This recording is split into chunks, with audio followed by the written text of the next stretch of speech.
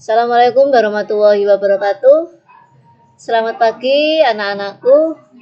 Kita ketemu kembali pada pertemuan berikutnya ya.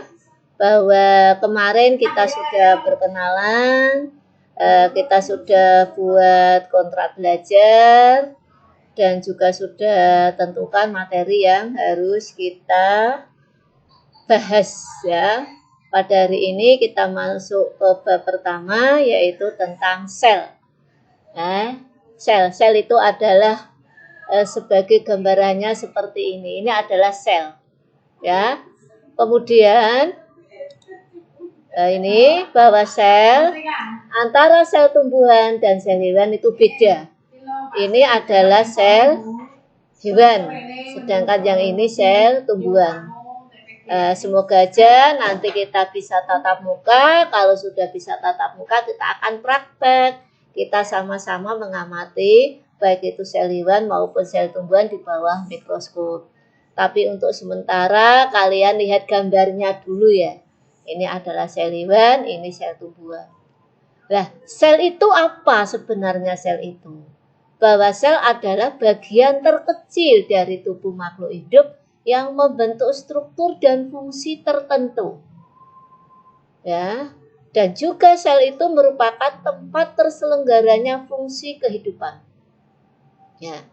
Jadi ibaratnya gini, tubuh kita itu kalau dipreteli satu persatu, ya, itu ada yang namanya tangan, ada yang namanya kaki, ada yang namanya kepala, ya, dan sebagainya.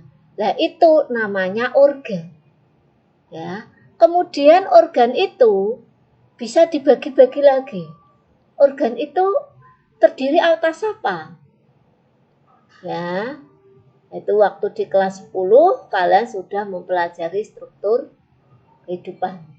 Ya, bahwa bagian tubuh kita itu dari sel, sel itu nanti membentuk jaringan membentuk organ, organ membentuk sistem organ.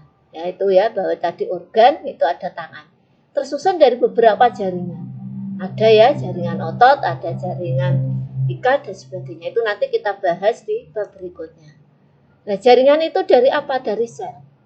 Jadi gambarannya gini, kalau kalian lihat kain, kain itu bagian terkecil dari kain itu apa? Benang. Nah, tubuh kita juga bagian terkecil itu apa? Ya sel itu.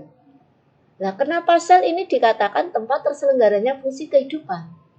Waktu di SMP, kalian tentunya sudah mengenal bahwa di sel itu ada inti. Ini inti.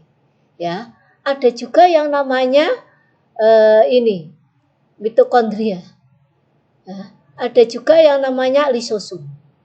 Ada juga yang namanya membran sel. Ada yang namanya anak inti dan sebagainya. Itu nanti kita bahas satu persatu. Tapi ini secara umum dulu. Sel itu seperti ini. Ya.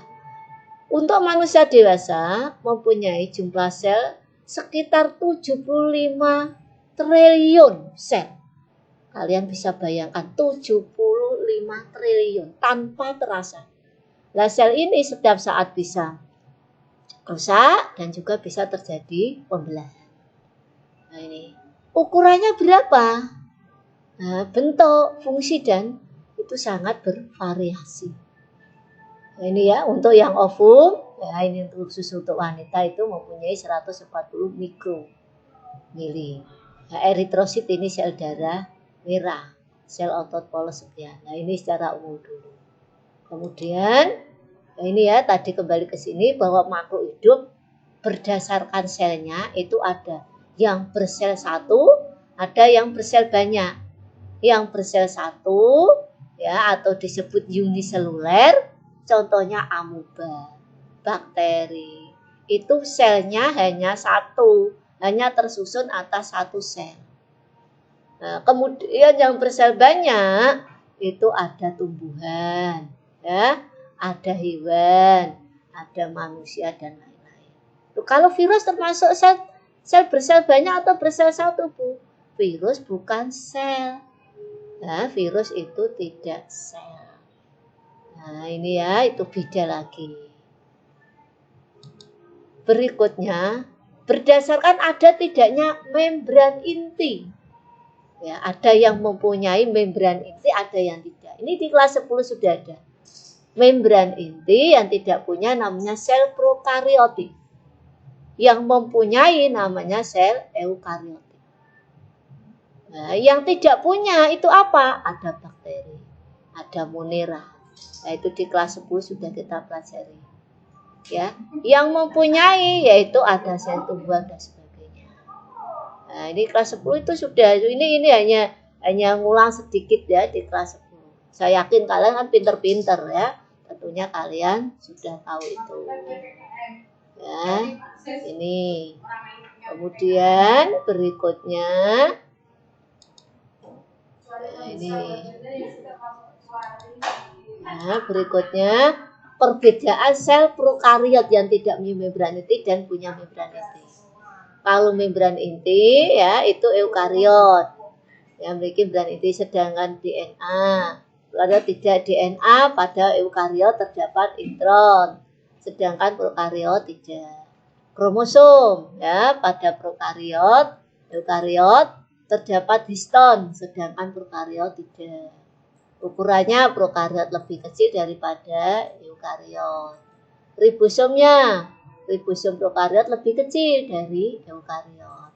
Organelnya, eukariot memiliki organel membran, sedangkan prokariot tidak. Nah, ini ya struktur sel. Nah, ini berarti ini sel apa ini tadi? Ini termasuk sel tumbuhan atau sel hewan. Ya, kalau bentuknya seperti ini ya, kita kembali ke tadi ya, ini ya. Kalau ini sel hewan, kalau ini sel tumbuhan. Nah, dari bentuk ini ya, tadi ini kira-kira sel hewan atau sel tumbuhan? Ya, ini ya, coba. Ini sel hewan atau sel tumbuhan. Nah, oleh karena itu, ini saya kasih tugas untuk pertemuan ini. Ini dijawab, sel hewan atau sel tumbuhan. Ya, yang kedua, kalian gambar ya antara sel hewan dan sel tumbuhan, terus dikasih keterangan dan apa sih perbedaannya. Ya, nanti dijawab, ditulis di buku tulis, difoto, nanti dikirimkan di bagian tugas. Nah, ini saya kira sudah cukup. Nanti kalian tinggal yang belum jelas silahkan ditanya. Ya, ini saya tunggu pertanyaannya. Ya, video ini kan sudah selesai. Langsung kita masuk di pembelajaran umumnya. Jadi kalian silakan yang tidak jelas mana, insya Allah Ibu akan menjawabnya. Ya, cukup ya. Terima kasih. Wassalamualaikum warahmatullahi wabarakatuh.